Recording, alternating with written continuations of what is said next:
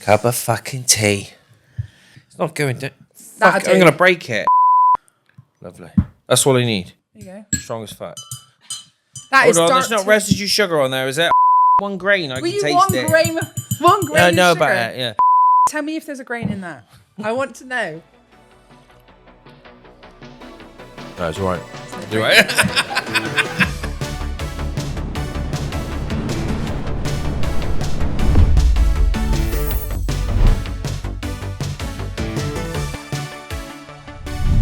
Welcome to the Centre of the Universe podcast with me, Jayde Adams. And me, Josh Eggleton. We are here at my house. It's wonderful. I love this. Just a little setup. It looks great. It's not like this every breakfast. No. No. I've bought things special for this. Have you? Yeah. This is good. What you're drinking out of, I got for this. If you look on the bottom of it, the price is Got the still label on there yeah. still. It's a Bristol blue mug from the Republic of Stokes Croft. It's their China that they do. They've got 22 quid?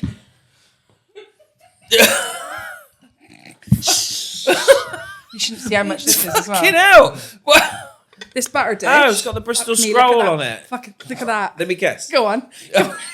That's 22. So this is what I like that. This is what I do. Whenever anyone gets like a new house or they move into a house or they get married, Yeah. my thing is I buy them a butter dish. That's a nice present. It's just because I'm like, people need to just get back into butter and having it soft, you know? I don't. I'll be honest. I should get out of butter. We're gonna have some people comment. Well, you got it in underneath there. going, You're not out, are you? You're very much in. I've got so much butter. I make butter. I buy butter. If it's got something in it, I'll buy that butter. I have all different types of butter. I've got clarified butter back there. I've got all kinds of butter. Marmite butter. What? Marmite butter. I got Marmite. Yeah, we can do it. I'll just whack it in. That's the best one. That's right, really so good. Bristol scroll. Right, Guess based on how much that's that got is. the Bristol scroll. Right, based on this is 22 quid. I'm gonna go for 44 quid. You're not wrong. Am I? 48. There you go. It's expensive, but you know what? No, it It's is handmade, right? peculiar china for a peculiar society, decorated in the People's Republic of Stokes Croft. Well, to be fair, that is pretty unique. It's pretty Bristol. It's so Bristol. I had to get it. I walked past the shop. So Glass Designs on North Street.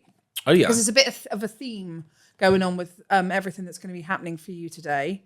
And the theme is Bedminster. Oh right. I was like, oh no, what's happening? So this is from Glass Designs, which is on North Street, and I got this, and also Nice. check out the coasters. That's brew, and it's true. And they've all still got That's £6. rhyming. They've all, £6.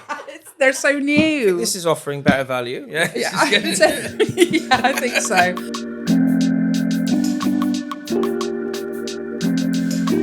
I grew up in a house very, very similar to this house, and when I moved back to Bristol and I'd made some money, because Yeah. but I had to spend some money on this. But I'm happy to be back. This is where I grew up, and it's really nice to have you in my home, because one of the things that I really wanted, and my dream when I bought my first house, was to have a house that I host in. You know, Monica and Friends. Yes. She's like always the host. Yeah, host. I absolutely love. Yeah. You know, you've been here. Yeah, I've been here a few times. Recreationally. Yeah, it's great. Yeah, It's lovely. and I love putting a fire on and having people round with a wine and all of that. So it's really nice Making mayonnaise. making mayonnaise that you didn't help me with.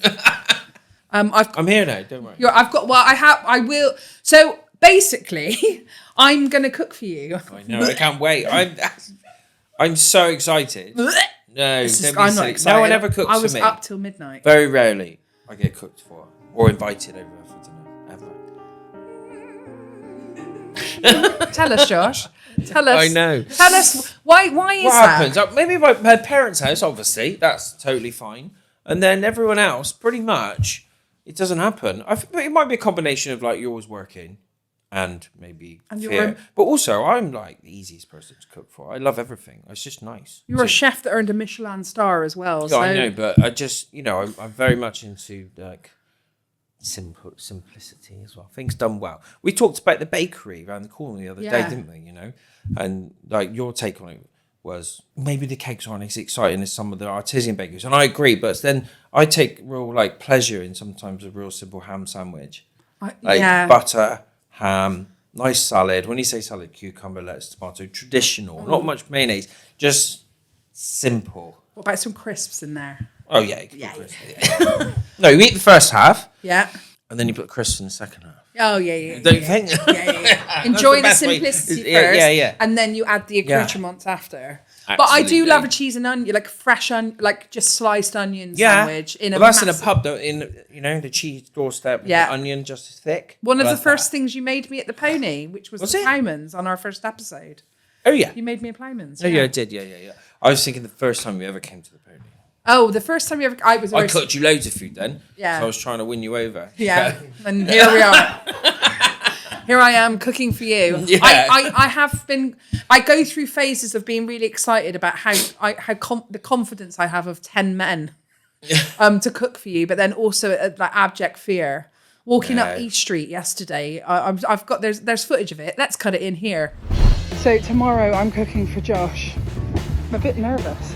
I'm doing him a fry up, and I'm going to get all my produce from East Street in Bedminster, and then I'm going to make a potato rosti out of them with some kale.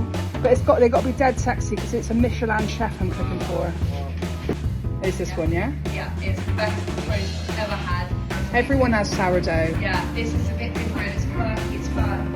All right, great, thank you. So I've basically bought everything in Bedminster. All of the stuff that I'm cooking for you today. I got everything in Bedminster. Right. So when I was choosing what I'd cook for you today, I was thinking to myself, one of the things I hear you talk about all the time, and my experience with lots of chefs, is always about the produce and what it is you're cooking rather than the skills. You could just get a nice can of sardines and put it on a bit of toast. Yeah. That's lovely. You know? Yeah, exactly. So I did it yesterday. Actually, I put it on a crisp. What? Just a sardine? I just put the sardine from a can, Italian sardines, on a crinkle cut crisp and a slice of chili. Oh, that was good. Was it good? I would mention you at the end. That's my snack. It just came out. It was great. Oh, that sounds delicious. Yeah, delicious. Yeah. I've taken that on board, and I thought, do you know what? Instead of stressing myself out, I'm not a chef. I'm a person who likes to cook for people. Knows what good food is. I know what good food is. Yeah. And I thought I'll just get really great stuff from places in Bedminster. So I just went around Bedminster. I went to East Street Butchers. Yeah. And spoke to the chaps in there. And I was like, so I went, I'm cooking for a chef who's got a Michelin star. You haven't got it anymore, but we'll talk about that in a minute. It's not that he lost it. He just didn't try and get it again. But I said, I'm cooking for a very, very, a top chef. I need your best sausages. And he was like, these fly out. He went, these fly out the door. I just had this idea of sausages just go out the door. And then there was this woman that came in and she was like, my husband loves him. You're not going to go wrong with these sausages. So this is brilliant. So this is East Street. East Street, yeah. I love East Street. Yeah, it's coming up. Just so I've always loved East Street. It's just like a melting pot. I'm so happy for them. I remember going down there as a kid and watching things change. I remember going to the pubs as a 16-year-old and now you walk down it and you've got like little cafes opening and you've got there's some sort of vegan thing happening. There's quite a few vegan cafes. Delis. But you've still got delis, but you've still got George's Calf and you've still got the traditional stuff and Asda. There's so much going on. It's multicultural. It's amazing. Yeah, I absolutely agree. There's so much in it. It's really changed. I mean, North Street obviously is North Street, and it's got all sorts of stuff going on up there. I did a really embarrassing thing yesterday. I thought I saw Vic, who's their executive head chef in Core, and I waved through the window, and the whole kitchen waved at me. And I sort of went in, and I knew no one. So I booked a table just to like. In Core? Oh, did you? I've got a table booked there next Friday. If anyone wants to come. Did you just have a chat with them and be like, oh, I just thought it was her because I saw my eyesight, to be honest, is not great, even with glasses. And I waved and she waved back. Yeah. What am I meant to think? So I just I styled it out. But I was heading up to Hugo's Greengrocer, which is where I got these gorgeous blood oranges, which is in here. Okay, so what's this? So we've really gone all out with this. This is I've freshly squeezed grapefruit, blood orange, and just normal orange from Hugo's Greengrocers. Mm. We use Hugo's all the time. Stunning. Yeah, it's delicious. Delish, isn't it? Yeah. But I have to take all of my stuff off when I go in there because my bags and do not fit. It's dead narrow. Yeah, it's dead It's not narrow. the most body positive shop ever. I'm sort of going in sideways like a crab, like trying to grab things without elbow. And I am really like That was a good crab impression.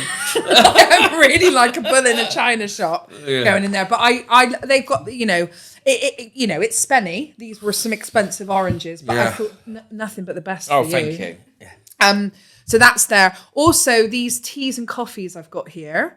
This is Wogan's coffee. Yeah, Which we're a big advocate of Wogan's. Wogan's is great. We'll work with them. I've known those guys for about 30 years. So they've got their brewery on the start of the M32, haven't they? Yeah, Roastery. Roastery, yeah. Roastery, yeah. Oh, yeah. Bottom of the bottom. Yes, I always say bottom of the M32, and you could buy beans in there. Go get your beans roasted, and you can have a nice coffee in there as well. Obviously, I found you, and I knew I was. I knew found you. Well, you did find me. Actually. you came for me. But with like about 10 courses. Yeah. You do know the way to my heart. I think I was telling someone this story the other day. So how did you meet? And I said, well, I wanted Jayde to help me with the anti-banquet, and everyone said it was a really good idea. And then we didn't really get into it straight away. I think you came to the pony, I just started feeding you food. Yeah. Feeding you food. And we got to about course 6, and I think you just blurted out. You're like, I'll do whatever you want.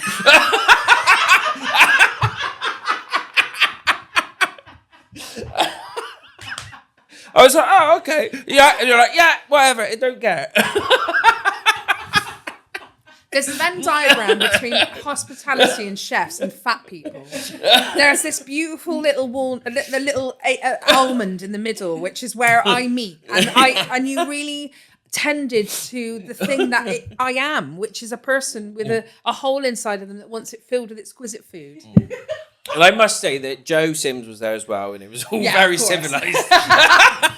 It wasn't just me and Josh sat in a room with him feeding me. It wasn't like that. No, there was a group of us, but Joe pitched you. Yeah. I asked Joe to make contact. That was it, wasn't it? Yeah. Joe pitched. Cheers, Joe. Cheers, Joe.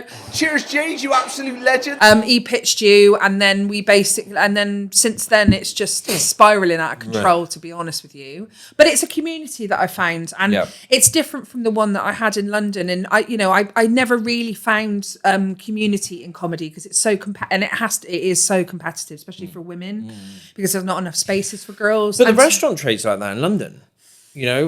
Some of these people that let's take the guys of Adelaide Yard. They all, Jamie and Liv, they worked in multiple restaurants in London. They came to Bristol and opened a restaurant, and they're like, it is so different.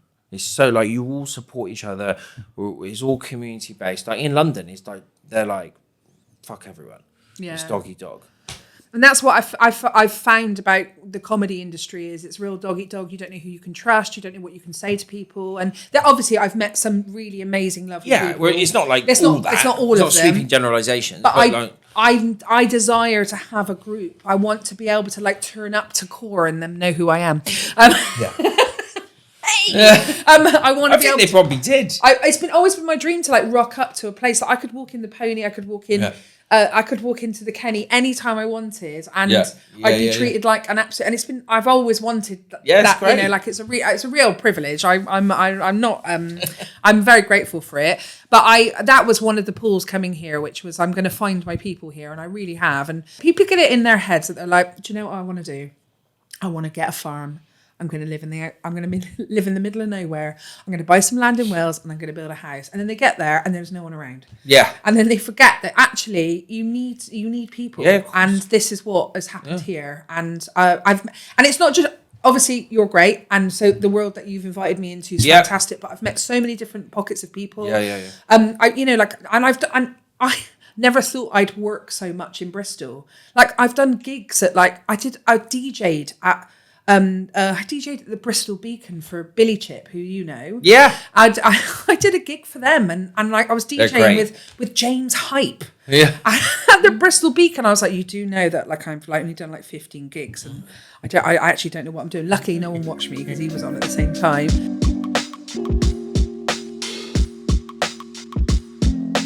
What is it, do you think, about Bristol that has so many creative community? Why is there so much happening here? Why us? I don't know the answer. I'm asking you. It is mental, isn't it? It's mental. Do you think that? Yeah. I mean, because there's a huge melting pot of what's happening here in the city. But I do, and I always think, oh, maybe we are in a bit of a bubble. But it's always important to look out, like that constellation management. And I think about that both ways, and that's kind of what the pod's about, right? So constellation management, it's like, let's really work on what we're doing in our community, and let's inspire others. So hopefully people can learn from us, so they kind of like intersect like stars. But like you want stunning. But you want that needs to go both ways. I want to look at what other communities do, so we can learn from them. And we said that at the start, didn't we? This is definitely the centre of the universe. But we're gonna keep taking stuff in and learning. We're gonna steal things. Yeah. The other thing is that Bristol is it's not a large city. But it's not a small city either. It's one of the 8 core cities of the country. I think it's like number 5 or 6. But again, it's not as big us. It's not as big as Manchester or Birmingham, and so it's small enough to kind of have all those communities intersecting and be able to communicate with each other. I was at an event last night for Square Food Foundation, and because we've worked with them for years. Basically, I'm going to become the patron of Square Food Foundation. I know Square Food Foundation through you and the anti-bank. Yeah. But explain to us and the viewers. I'll explain what that is now, yeah. So quickly, what I'll do first is say, I sat next to this lady who I didn't know, and we had a good conversation, and she said, the thing is about Britain, she'd moved from London, but she grew up in Somerset and Bath. She said, the thing about Bristol is, you either know somebody straight away, or if you're with them long enough, like we are, having dinner together, you'll figure out somebody that we both know together. Oh, yeah. And that happens. Yeah. And I think that's what starts to connect and knit these communities together. Yeah. It's almost like the perfect size. Yeah. And funnily enough, there's a TV show that I'm really thinking of, which is about that, the lesbian community in LA. There's a show called The L Word, which is very much about this, that everyone knows that, well, basically everyone's fucked everyone. But it's not positive. No, it is. It's just women loving women. Yeah. But they do this map of everyone. Fucked everyone or fucked everyone over? No, fucked. Oh, right. Hot's got sexy again. But basically all the women... I thought they were just robbing each other. No, they're rubbing, but no. Not robbing, no. Rubbing. But basically one of the characters does a map, how they all connect to each other, and the map's massive. Yeah. That's the whole premise of the show, which is the same in Bristol, but obviously not everyone's shagging. But, that, you meet someone who's worked with this person, who's worked with this person, who's done this. Like, I've met people through other people, not through you, exactly, since I've been here. Exactly that, And I think, there's a beautiful, delicate tapestry, crochetness of everyone intermingling. Crochetness, I love that. There's a crochet blanket of Bristol where everyone's work is sort of attaching to people. And do you know what? That also lends itself to an openness. Yeah. Exactly. It's not exclusive here. Whereas London seems to feel to me exclusive to money. Yeah. And class. Yeah. And here it's a capital city. It's a capital, of course. Yeah. That's, and also where do the royal family live? The poshest people in the country, they live there. Whereas here, there seems to be, especially for us, we've been able to carve ourselves out a nice little situation in here, and we're from here, and we've got we've got the accents and stuff. And obviously, it's not perfect in every single community. Absolutely not. And but that's a lot of the work that we try to immerse ourselves in, about how do we work on that, things being fairer, more equal, and fighting inequality. It's one of my biggest things, the biggest thing. There seems to be an evolution of things. Like I've been doing some research into St. Paul's Carnival, and I wouldn't say that I know everything about it, but something that has been very key for their evolution. They started in 1968. Do you know it was Roy Hackett, who we mentioned on the first podcast, who started it with 5 other people? So basically, there was a group of them. They started it, to begin with, it was a thank you to their neighbourhood for letting them live there, because no one wanted them. So they were sort of pushed into St. Paul's, and then the community, they wanted to say thank you for the people who basically chilled out and started enjoying them being there. Yeah, and welcoming them. And it was a celebration to the people for letting them be there. I didn't know that. Yeah. That's great. I've been doing my research.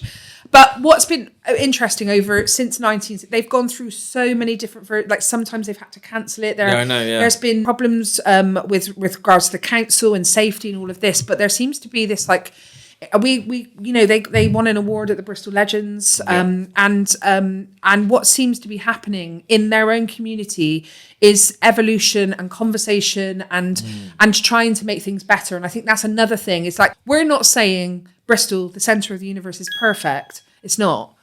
It's just there seems to be growth here and development, which to me feels really exciting. Yeah, I agree. Do you know what happened in the 80s? Can I tell you something about this area? Bedminster itself was really bad. I've spoken about this before on the pod. My mum and dad were part of a community that in the 80s, they launched the nationwide crime watch. No, what was it called? The Neighbourhood Watch. Crime Stoppers. Crime Stoppers. But that was a program on telly. But there was Neighbourhood Watch, which was launched by the government in I think it was in the late 80s. Right. Razor will Neighbourhood put Watch. the date here. A Neighbourhood Watch. It was like a Thatcher thing, actually. Rosa, check that out. I think that's true. But my mum and dad were part of a group of people that wanted to sort the area out. They were living in Bedminster, and them and loads of people that have now left are the reasons why joyriding. I haven't said that for years. Joyriding stopped. The crime became less here. Yeah. And they basically that started all in the 80s, and I feel like the startings of the working class communities of Bristol trying to clear their streets up with their neighbour has turned into this situation that we've got today, the one that we're discussing. Yeah. Basically. Amazing. It's always important to look back on these initiatives because sometimes I feel like they're forgotten. Yeah. People go, well, this is terrible. But well done. How did they deal with that in the past? And obviously, looking into history, you can learn for the future. It's like something we're working on at the moment, which is essentially called the British Restaurants, which is about social dining, and it was created after the war. The British restaurants exist to create accessible dining for all of communities, like at a really low price, and get people together. And there was 2,000 of them across the country, and they kind of got eradicated by the 1970s. But looking back at that, it's like actually, what we might need now to start knitting our communities back together are social dining projects, which are already popping up in the city. But I've been talking about it for a long time, based on my work with Karen in Bristol. I obviously know a little bit, but explain to me about Karen in Bristol. So Karen in Bristol, we originally started a charity that was called Karen in Christmas, or Karen at Christmas, and they did rebrand to Karen in Bristol. Just because they started doing work more across the whole of the year. But essentially, they originally started, I can't remember the year they started, look, we'll find out and put it right there. They started by essentially cooking Christmas dinner for the homeless community in Bristol because a lot of the sort of soup kitchens and charities in the city were closed down for Christmas. Seems wild to close a food centre during Christmas. I know, so this is why it existed. And then 10 years ago, and I'll do Christmas Day this year. I've done Christmas Day. So you haven't had a Christmas Day in 10 years. You give your Christmas Day to the homeless. Yeah. So I cooked for the homeless on Christmas Day. This year we cooked for how many people? 670. Fucking hell, George. No, but the year before it was 400, and the year before that it's 300. So look at the fucking jump. It's huge. Yeah. It's what I've noticed over the years is that there's not much difference between a lot of the guests and a lot of volunteers that we're serving. The volunteers want to be there for a reason because a lot of them are vulnerable and a lot of them are lonely. So it's become more about more about putting a group of people together who wouldn't. It's grown. What I'm thinking, what I've taken from it, and I've been going on about it since before the pandemic. We haven't quite got there. I mean, we were busy. We got a lot of stuff going on. Is about creating social dining projects, and I would like one of the biggest things we're working on this year is creating social dining projects in different suburbs of the city. So if anybody's seen this and they want any help with that, like what our organisation want to do, Teen Canteen, which is a coalition of festival businesses and restaurant businesses within the city, what we are trying to do is become sort of a catalyst of how can we support these dining projects to happen, whether it's finding a bit of equipment, a decent oven to go into a community centre, or creating links between surplus food that's coming out of supermarkets like M&S, like the new M&S in Cabot Circus. The amount of surplus food coming out there will blow your mind. So who's picking that up then? A project that we work with are picking some of that up, but they can't deal with it all. And I think it's teething problems because they just don't know how busy they're going to be. Yeah. There's a lot of surplus food coming out there. And what I'm looking at it thinking, I can put all that surplus food into a good place if I can create some social dining projects in different suburbs of the city where it brings community together. Where somebody says, tell you what, I'm going to go down there and cook having a cauliflower cheese, and I'm going to go down there and decorate the tables, and I'm going to, we've got this beef, and we're just going to cook together, and we're going to talk, and we're going to sit together and eat together, and we're going to wash up together and have a fucking nice jovial time together. Oh, sounds delightful. So what we want to do is I want to activate these projects in suburbs that is required. And with the greatest respect to the long table, I'm banging the table. Sorry, my friend listened to the first pod and was like, there was a banging noise, and I thought it was my car, and I was like, no, that was me. I was like, Thank you. Thank you, That my Bethan. hands are always off or gently paying. Thank you, Bethan. She said, there's some funny banging going on. It's because you're passionate. I know. You know, like you really care about. You know, it's really clear by this that you really care I about. did really well. I did really well. Did not bang the table. Yeah, but Bethan, thanks for that. And you all know. She said, yeah, I thought my car was knackered, but it just turns out it was you. The social dining thing in Bristol is quite massive. People have never felt so isolated from each other, and things like eating and having dinner with people is one of the joys of society. Yeah, I think. Exactly that. On that note. So shall I tell you what I'm making you? It's just like, Shall I? Yeah. Shall I tell you what I'm making you? I'm making you brunch. Brunch? I'm doing you a fry up. Are you? Yeah. Oh, wicked. I love fry-ups. I thought about doing something fancy. I was looking through all my books and I was like, do you know what? Good produce, which I've learned from you and the other chefs. Good produce. And then we can talk about where I've got it all from. So I'm doing like, I do need your help on one thing though. Yes, right. I'm really shit with poached eggs. Okay. I fucking can't I'm so... Have you got good eggs? Yeah. Sure, as long as you've got good eggs. Dead fresh and in the fridge. Okay. Because I got to be on the fridge, yeah? I've got some that aren't, but they're not as fresh. It's fine. No, fine. They're dead fresh. Got them yesterday. They're from Chew Valley. Are they? Yeah. Fuck. I got them yesterday. We're also having East Street Butchers, bacon, sausages. And those sausages, they flying sausages. Flying sausages. Yeah. And black pudding. Great. And then I've also made, I hope it's okay, I've made a roast, like a sort of nice. a rosty with some kale. I'm slightly and nervous onions. about one ingredient. What? Beans. I've made beans. Oh, I don't. What are they? They're really nice. Are they? Homemade beans. Homemade beans. I can't do baked beans. They're not baked beans. That's fine. I'm not doing baked beans. I know. So but what's it's not like I don't like them. When I don't like them, I'm like it's like a phobia. No, I made. I'm fucking terrified of them. Oh. Baked beans. I can't. I'm like. What? Yeah, like scared of baked beans? they're very regular. Do you know There's my the regularity friend Ricky and at consistency. Do you know my friend Ricky at uni? His hair used to stand on the back It's of horrible. his head. I'm getting twitchy about it. No, I haven't made. So it's not Heinz baked beans. Thank God for that. I've made. You've done braised beans. I've made cannelloni beans. Okay, great. And I've made That's this. perfect. And I was up till midnight. All right, I'll eat your beans. I was a saucier last night. It's just the baked bean thing, man. The good juice. That's how he likes my baby. So I've made baked beans, but they're not baked beans. Yeah, okay. I made my own sauce. I was just worried about the standard. Can you stop talking about you fucking hate baked beans? I've made you baked beans. All right, carry on.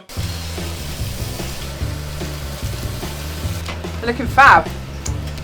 Correct, East Street Butchers. Hope Josh isn't my fingers. Things are hotting up now. Come on. Oh. Josh, I'm ready.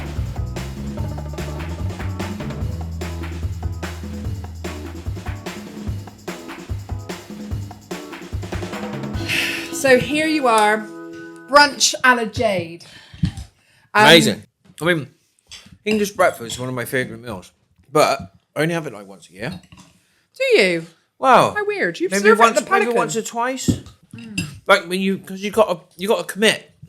Yeah, you really do. So But when you get a good one, you can't beat it.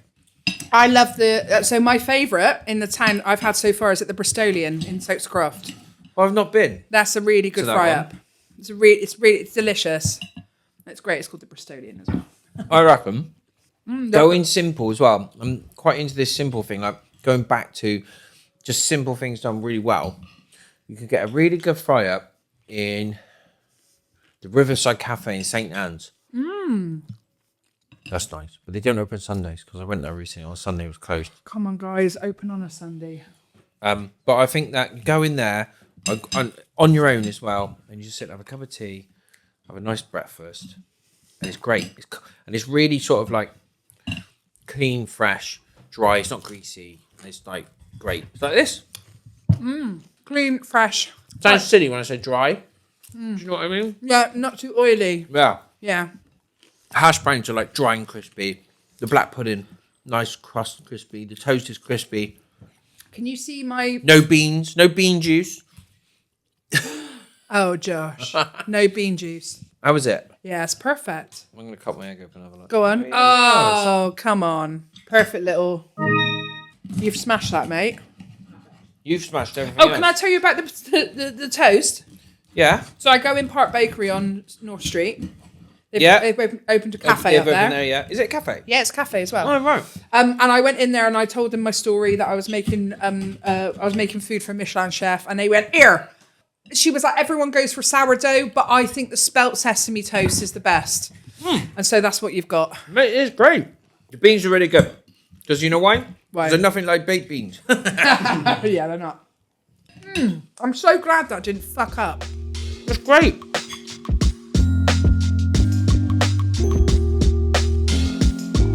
Jack from Billy Chip came round. Yeah. You know them. I know these guys. I know John. I know Meg. He's brought this bag of tricks round, including my favourite Bedminster BS3 kombucha. Counterculture. They are just going from strength to strength. Yeah, St. Catherine's Trading Estate. Can you imagine? And it's going nuts for them as well. Yeah. Yeah, this is very good. I think we serve it at the Pony. Oh, do you? Unless I've got it totally wrong. Maybe you've And got actually, it's different a brand. different kombucha maker. We'll check. And they've also put in soap with hope. Sorry. And these, which is you know all about this. Tell me, what are these, Josh? What are these? What is it? Billy Chips. Yeah. These are Billy Chips. Tell us what they do. It's about creating alternative currency for anyone living with homelessness. The original idea was Billy, he was a paramedic in an ambulance, obviously in Bristol, and he came up with this idea of the chip system, and he sadly passed away far too early. And his dad, John, and Meg, his sister, and Jack pushed on with this idea, and they've launched it, and they've been going for years. And I think the original idea was that you can buy these chips, and then you can give, like me or you could buy them, and then you can give them to someone living with homelessness, and you can use that as a currency to get a coffee. But we do it at Salt to Mall, and I said, well, we don't really do, we're not big on coffee. I said, why don't we just do it as a portion of chips? Literally like chips, salt, and vinegar. So it's about creating a positive alternative economy In the world of digital finance. Exactly that. Yeah. The thing is, this might, a new currency, but in Bristol, we've done it before. We had the Bristol pound. We had the Bristol pound. It didn't do very well. No. But My mate tried to pay me for something in the Bristol pounds once. He said, you owe me like 90 quid. He said, oh, yeah, I got 90 quid in Bristol pounds. And I was like, fuck off. What did they look like? Well, they're, notes. Looks like Monopoly. It was a good idea, but I do think it was ahead of its time. And actually, the idea of the Bristol pound is a good idea. And there are some ideas out there about relaunching it, but it would be a digital currency. But the whole point of it is to actually a lot of money moves around the city, obviously, and a lot of money moves around the city for the council. And the whole idea is like, how do you actually not let that money leave the city, even digitally, and go to the big banks? Right, well, if we keep it here, we can do more positive things with it. And that's the concept.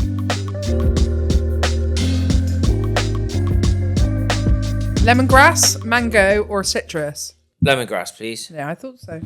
I do like kombucha. Yeah, I love this stuff. It's amazing. Oh, it's delicious. Good for the gut.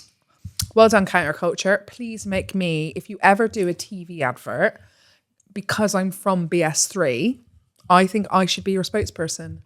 I get people to drink this stuff. Do your ass to camera now. Okay. 3, 2, 1, action. Here. Get yourself a Counterculture, will ya? Bedminster, born and bred. Delicious. And my gut feels better.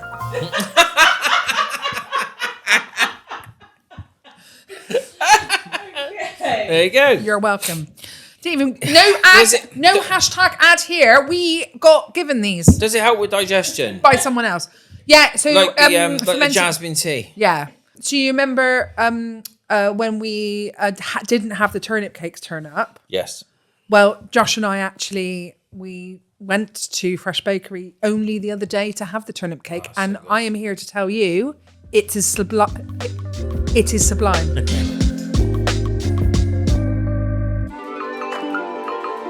The other myth I'm about to say, What's that? the crocodile. Oh yeah, what's Bristol this crocodile. Bristol crocodile. We got a crocodile in the water. No, we've not. we got surely. a nice cold water crocodile swimming through. It's just his little head. Yeah. Have you not seen him? I've seen a picture online. Yeah. Yeah, he's Do you think it's a around. remote control one? Don't ruin it. No, We're going to trying send. we're debunking Well, myths, aren't listen we? to this. So basically, in where I used to live, Leigh-on-Sea, I'm going to get to a Bristol point. Okay. Where I used to live in Leigh-on-Sea is such a nice place to live that they don't want anyone to come.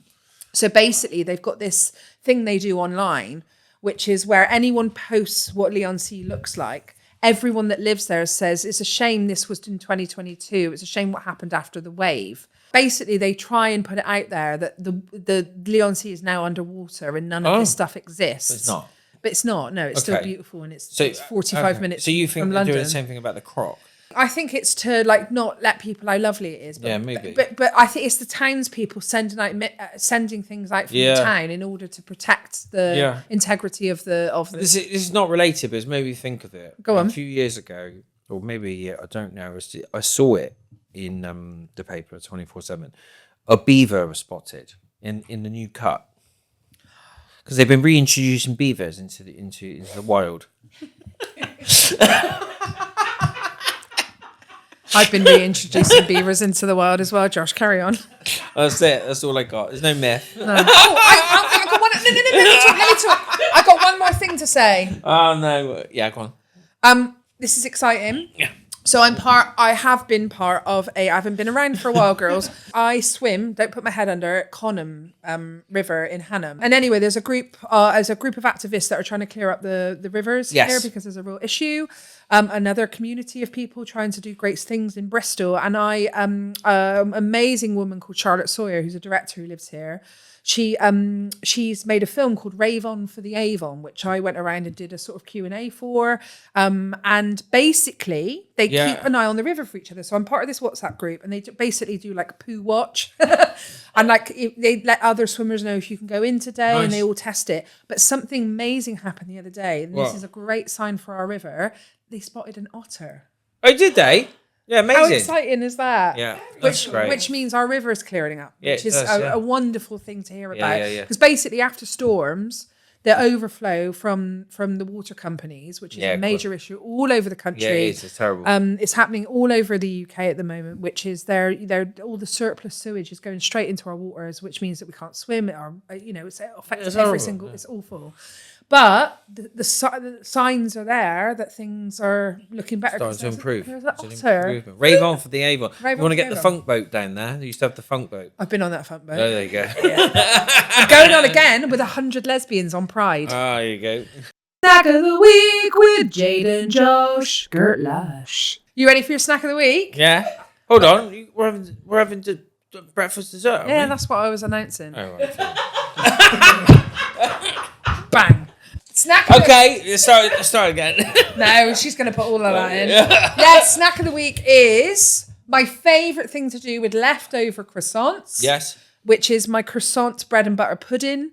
That is a recipe that I got from Nara Aziza Smith from social media. She's like this model who does like cooking in couture. I love her. She's a mum. She's like a trad wife, but she's fab. But I stole her recipe and I've made it a bit better. I've made it better. I've made it my version. It's a croissant bread and butter pudding with blackberries and a cherry compote that I made. When you're at home, you're a bit of a mess. Nothing's labelled. I think I made that a while ago, but it's still great. Oh, Josh. Is it good? Yeah, it's really good. No. It's really good. Like coconut's weird. Yeah, it's weird in it. I forgot the creme fraiche. But you need something not sweet to cut through it.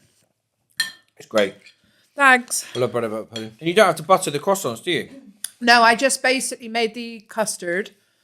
And then I just put it all in the custard and then turned that out and ovened it. Amazing. Josh, someone has contacted us.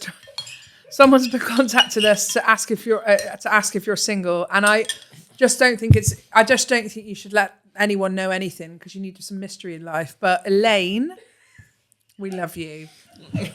We love that you love Josh, but you can't have him because Elaine is on the telly.